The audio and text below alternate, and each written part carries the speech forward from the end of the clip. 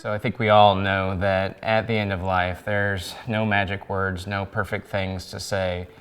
But let me give you a few tips on ways to talk with people as they approach the end of life, or even shortly thereafter at a funeral or when people are in grief.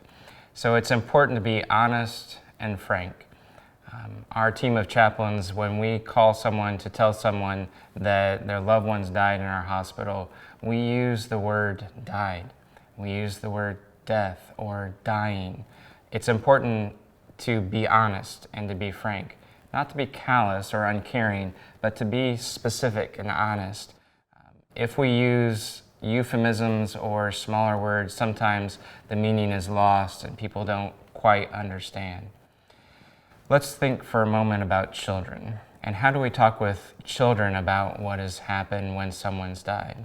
First of all, I encourage you to talk to your children when someone has died, to not assume that they aren't old enough to understand, to not think that they can't quite grasp what's going on or that they don't care.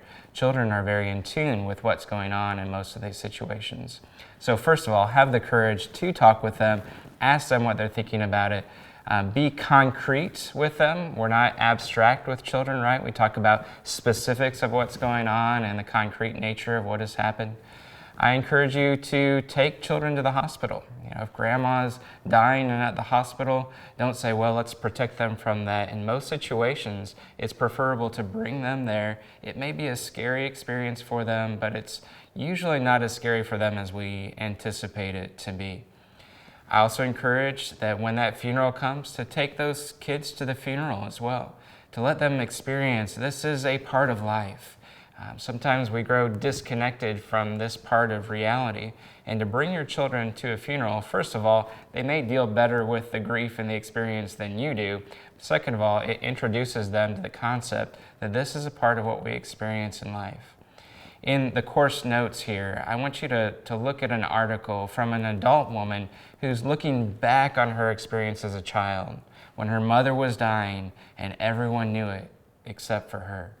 She has pain and regret over no one being honest with her. And do you know who finally did break the news to her? It was when a pastor came to visit and sat down with her and said, "Sweetie, do you realize that your mom is dying?"